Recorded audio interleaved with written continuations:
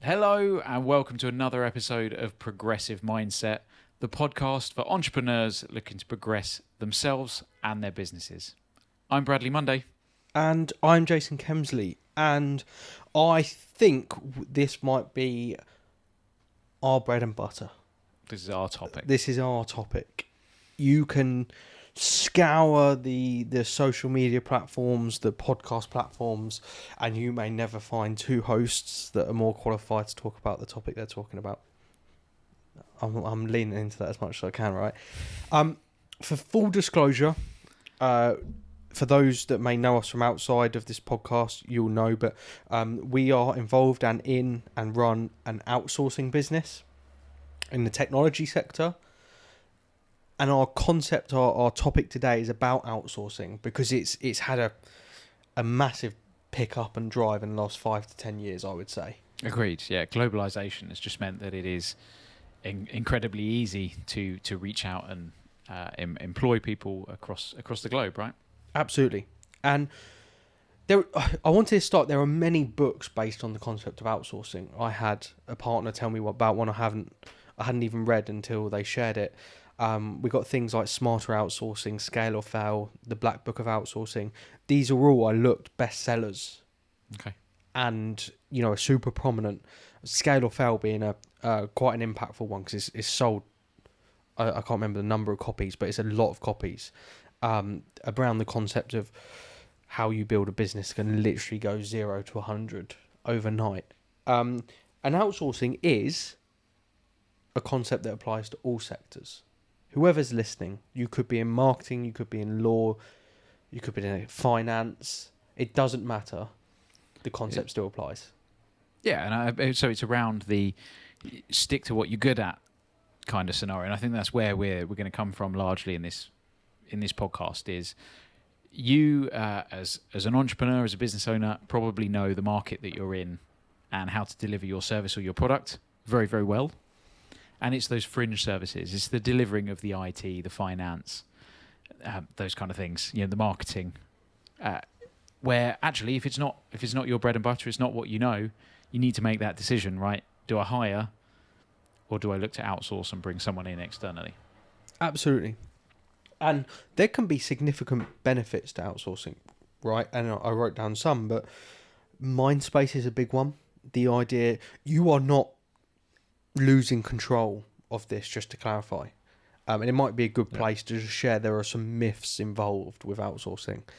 The losing control, the fact you then don't have to touch it anymore, the idea that it could create a spiraling cost or someone that doesn't care about it as much as you do. Obviously, all of these do apply if you work with the wrong partner, if you choose the wrong company, etc. You can fall into these traps. But actually, they are myths. They're not. They're not the everyday use case of outsourcing. And so we obviously this resonates with us in our space. Mind space is a big one. If I was a finance business and I knew finance inside out, I'd probably outsource my marketing. I'd probably outsource my HR. I'd probably outsource my sales. Because what I know, what I do, what I bring to the party is I know finance super well. And once the customer's in, I'll make sure they get the best finance experience they could ever have. But what I then need is someone that can deliver the best marketing for me. I need someone that can deliver the best HR for the type of people I bring in. And so your mind space means I've only got to worry about this finance problem now because I've given a task list, I've given objectives to these other companies who are going to go and focus on achieving the task list for those things. Yeah. And then you just need to measure them, right? You need to have very clear deliverables, measurables, so that you know that chosen party is doing what you need them to do. It stops some of those concerns there that you've just mentioned. Absolutely. So just to give this conversation, I guess, a bit of structure, is let's talk from the point of we've identified that there is a need, usually through business growth, right? Yep. Usually, we start off with one, maybe a few people, and we get to the point of, okay, my finance is a big enough problem now where I need to work with someone, and it's usually the first, I think, because hey, we've all got to do our tax returns, and very few of us know how to do that right. So we're going to look to work with an accountant or a finance person of some description for that. Absolutely. And I was looking before this, and I was looking now as well to pull them up for examples, because when you talk about outsourcing, it's very difficult to shift your mindset. We definitely see it. So I think it is a slight shift in mindset, because the age-old leadership is you want to see it, you want to feel it, you want to touch it. You see what you've got, you see what the revenue goes towards, etc. This is quite a modern mindset that we're in, right? We still see it regularly in our own space, where people want to employ people because that's what success means to them. A lot of people associate with the number of people in my business means that I've got a great business, and I think in today's day and age that actually couldn't be further from the truth. Managing people, as we well know, can be a nightmare, and it can be a massive time sap. So if you can find an external party that's taking that burden on and delivering very, very well, that seems like a smart move, for sure. And I haven't shared these with you, so I'd like to get your... That's because you just found them. I watched you Google. Well, I knew about this one, which is how I knew this was a good one, but the other ones I don't know. But I'd love to get your take on the key bits of these. Okay. If possible for our audience. Alibaba. Jack Bay, or Jack Ba, the genius, the billionaire, sorry, I should add, from China, knew he wanted to take these products, these items from Chinese manufacturers, etc. He wants to take them to market. But when they were quite small, they immediately identified they were really good at that stuff. But what they weren't good at is creating a website and an app. Okay. So, and I don't know for how long. That's the key part here, because you get to a certain scale where maybe it makes more sense to bring it back. But for a very long period of time, during their first 5 years, 4 years at least, their entire website, its content, and the app were outsourced to another company. For two reasons. One, because they wanted to keep their mind in what they were doing and be the ultimate in it, which I think is fair to say. They've got a niche, but they are that. And secondly, they were not the right people to do it. So they've spoken about this quite a lot. They didn't understand what British and American people wanted to see on a website, because they were in China. Yep. And I know that's very niche, but that is, you are engaging someone that knows something better than you do. No, I agree. I think that's a really good it's a really good use case. And as you said, at some point you go past that period of scale where you bring it back in house, but otherwise it makes sense to outsource those things. Next example, which I think has got a good one. We'll just do a couple. Okay. It's quite nice to get the takeaways. WhatsApp in their early years could not afford full-time staff. In terms of developers, In terms of developers, yes. So they outsourced to create more scalable and predictable costs. Does it share how they outsourced? So was that, okay, we're going to get some freelancers, because the world of outsourcing has changed as well, right? In that sometimes you are looking for individuals that are experts in their field, and sometimes you're looking for an organization that employs these experts, depending on size, complexity. So it says at the time they struggled to keep their costs reasonable while striving to push the competitive advantages they had compared to the others on the market. So they had they were struggling with, right, we're spending all our time working on talent, but we also need to be pushing our competitive advantage. So there's a bit of a mindset thing there. They had some technology that was fairly new. And so what they done was they outsourced and brought in Russian developers. Okay, so they were bringing in individuals. Individuals, yeah. Which there's a real distinction. I think you can go to an outsourcer that is a company, and you can take a problem, and you can give them a problem to solve and to staff and to deliver on. But actually, if you know about what you're trying to deliver, and you can give direction to people, you can actually look at individuals and go and outsource to individuals that are experts in their field and give them a direction or a directive and have them execute that on your behalf. I think that's the distinction there, is do you know how to overcome the problem? In which case it makes it easier to manage people, and then you just need to go and you can use the the world to go and find the right people in the right places to overcome that. And I think outsourcing is more prominent than people realise, but it's still something that too many shy away from. So the rest of the examples are all very similar and come back to similar concepts. But if you look at everyday life, and that could be your local supermarket wants to open up in another country. That could be your favourite singer has dominated the country you're in, and now they're going overseas to try and dominate another. They never take their existing team and then go. It's, if I'm a singer, I'll go, right, well, I've dominated this market, the UK market. I'm going to go over to America. I need to get an American expert. Yep. I need to get an American assistant. I need to get an American marketing agency, PR agency, etc. Because it's about knowing the market, knowing what you need, knowing where you want to go.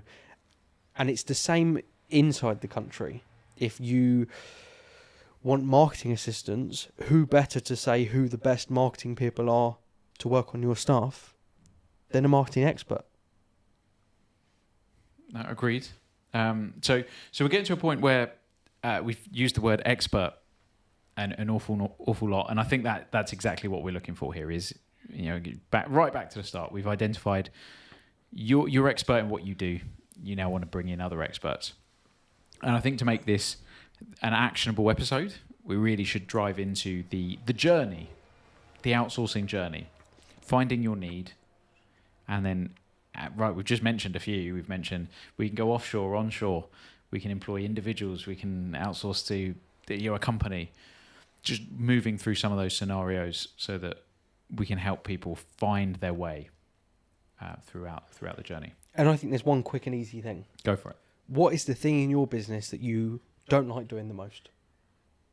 That's where I would start if I was anyone. Absolutely. It's it goes back to the 4 quadrants that we talked about, right?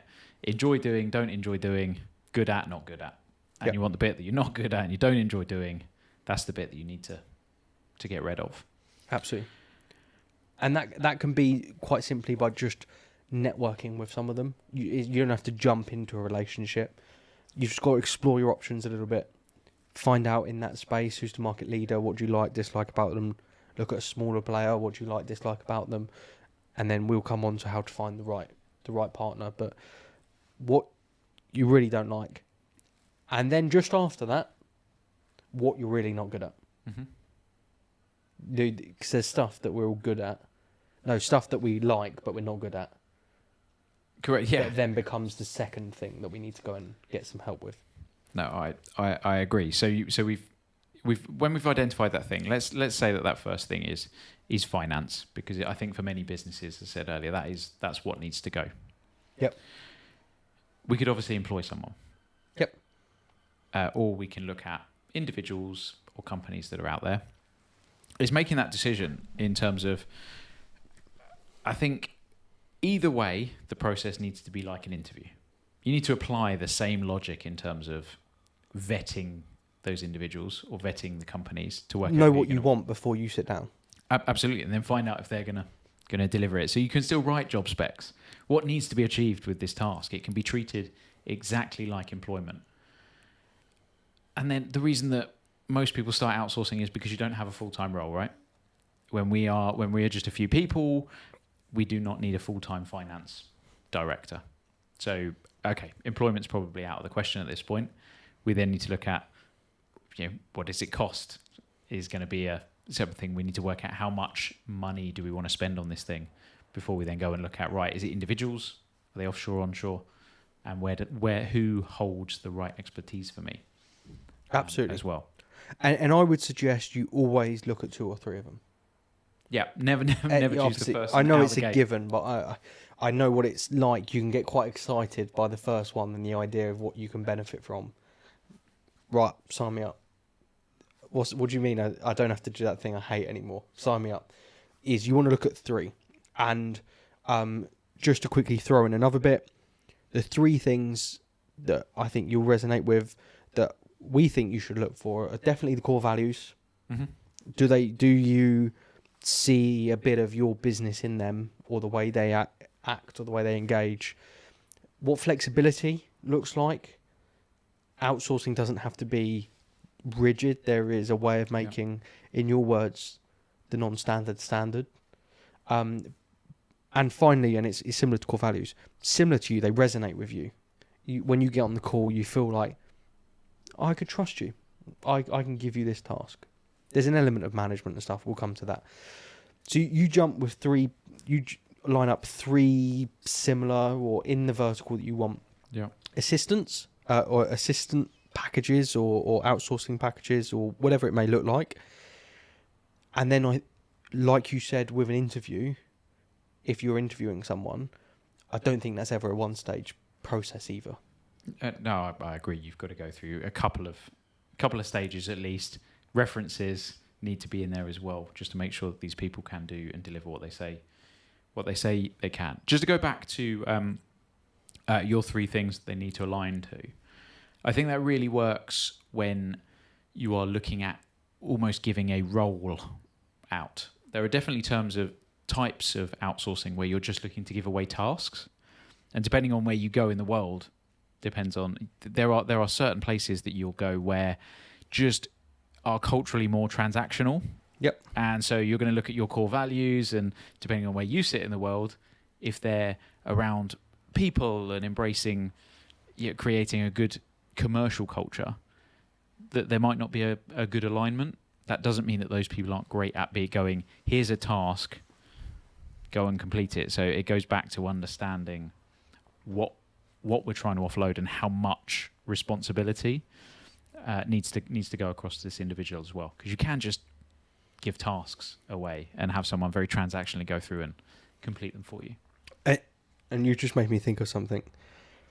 Going one further step backwards, one of the biggest things I think I see as a problem is people don't fully understand what the problem is they're looking to get help with. Mm-hmm. So you have to really understand that. So in your example, finance help. Okay, at the bare minimum, I might not like it, I might not enjoy it, but I need to understand what it is I need. Do I need a finance director? Do I need a bookkeeper? Do I need an accountant? You have to have a bit of an idea as to what you need. Otherwise, it could be quite a windy track, and you end up never reaching the expectations you were looking for. I think too many people, problem. Let's go call some people that say they're experts. An expert will be able to fix a problem or help you with a problem, but you will always have some underlying expectations that they'll never be able to meet. And that's a really important part of the conversation, right? Is a good outsourcer that's been there, done that, should drive that conversation to eke out your expectations. Yep. If you're working with individuals, maybe they're not quite there yet, but you should certainly, in that case, share your expectations, because they should be clearly defined. And then that person can then make an informed decision as to whether they're the right company or individual to assist you. Absolutely. And remember, if they're good at what they do, they've spoken to people like you 100 times before. So they should have the playbook. They should have here's how to make you feel easy. These are the buzzwords. This is probably what you're seeing. They've probably done this time and time again and should know how to communicate with you to put your mind at ease in some sort of way, shape or form. Yeah. And as we've talked about that and sort of thinking about our own experiences, we've already said that you're not the expert in this field. That's why you're looking to outsource. Usually, I think there's in our marketplace sometimes it's a little bit different, because quite often they do feel like they're the experts and they just can't find more experts. Yeah. So perhaps our own experience is a little bit different to normal. Those people are the experts. So if you feel that things should be done in a certain way, and when you're talking through and you're understanding how they're going to deliver, and no, that's not actually how I want it done. Sometimes I think you need to reel that back in and go, you know what, I'm not the expert in this field. Maybe I should be open to advice and criticism on the way that I need it delivered, so that we can actually have a healthy partnership moving forward. So I think all the time you're pushing your agenda that perhaps isn't the best way to do things, you're gonna struggle to have a healthy outsourcing relationship. Absolutely. So let's imagine finance, marketing, whatever. I did have one more example actually. This was an example I learnt about years and years and years ago, but it's the most basic form of outsourcing, and it was I can't I don't know if I can share the name, so I won't. But it's a famous shampoo and conditioner company. They're known for shampoo and conditioner, but all they made was the liquid. They outsourced the label, the packaging, the bottle. All they made was that liquid stuff, and they're quite well known. It's got a very known smell, and their brand is around making these really flagrant shampoos that are really soft and gentle with your hair. And they have one for damaged hair. They have one for hair that's been in the sun. They've got 10, 12 Range. different variations. But all they do is they hyper focus with a small team on the formula, the ingredients. Yeah. They then go buy their bottles in hundreds of thousands. They go pay for the hundreds of bottles, thousands of bottles to be packaged up and the liquids put inside them. And that's it, outsourcing it its purest form. But I think it resonates with me in terms of when we were talking. We spoke before about productivity, etc. In a previous episode. When you shrink the amount your mind has to contend with or think about, you have more to put your 100%. Yeah, that helps you be the best in your marketplace, right? That's what outsourcing is. That's what we're advocating outsourcing for. So, what does it look like? We've got a bit of experience for this. You find an outsourcer. Yep. You start working with one. Well, we've gone through the vetting process and we found someone that really works for you. I think it depends what you're outsourcing as to how it works, but what we could possibly focus in on is how do we make that a success? Yep. And it's about holding people accountable. Sorry, we're going to have already identified the things that you need to achieve. So now we need to work out in what quantity or in what timescales, and that needs to be very, very clear from the outset. This is what everyone expects from everyone, and we can move that forwards. Okay, so obviously we know what success looks like and what that structure looks like. Next, we've got to realise we're not abdicating responsibility here. We are looking at this at a top level, like we would a manager of a, like we were discussing with a manager, what their department team are outputting. We're not monitoring, measuring this in the same way we maybe would if we're monitoring an employee and we're looking at every individual small item. We want to be managing this like it is a department. I agree. This is big picture, high level stuff, and then allow those people to be the best at what they are in the way that they be the best, if that makes sense. Absolutely. Reporting wise, we want some sort of report. This is just like if we had a department head in the board meeting. Mm-hmm. We want some sort of reporting, weekly, monthly, quarterly. You might want to have a full on business review meeting once a year. Only you will know what's best based on the size of your business, what you're doing, how important they are to you, etc. And here's my big one, and I love this. I think you have to be, or try and be, your outsourcer's favourite customer or partner. We have it in our business. Mm-hmm. They're the ones that get those little tips and tricks. They're the ones that get that little bit of help over here when they're a bit down, or they need a lift up, or they need that little thing that goes way outside of what we do or the process. I don't think that's any different to the way in which you work with your employees and your team, right? An outsourcer needs to be part of the team. And I've always had a problem with the word outsource, because actually it's about bringing people into your organization to be a part of what you're creating. Yep. So it's not just flinging something over the fence. And so the more that you treat them like a partner or an employee or part of your team, the more you're going to get out of them. I think that's what you're describing there. Is it just creates a good working relationship. If you're on the phone shouting and screaming because something didn't go right because I pay you, yep, you wouldn't do that with an employee, but you pay them as well, right? And you want the best from these people. So the more you knock them down, the harder it is for them to get back up, right? And it's only going to end in one way for the net result you were looking for. No. And I guess the only thing to end on is this is a real specialist topic. I don't know what you want to call it, but if anyone is investigating outsourcing in the tech space, in the marketing space, we've seen it, we've done it. We do a bit of outsourcing in our business, whether it's HR or whatever area that may be. Maybe reach out in the comments. Drop us a message. We'd be more than happy to help or even just brainstorm the problem you've got and what might be the right answer. It'd be nice to try and pass on that wisdom I agree with that. Back onto the listeners. Great. Thank you very much for listening. See you on the next one.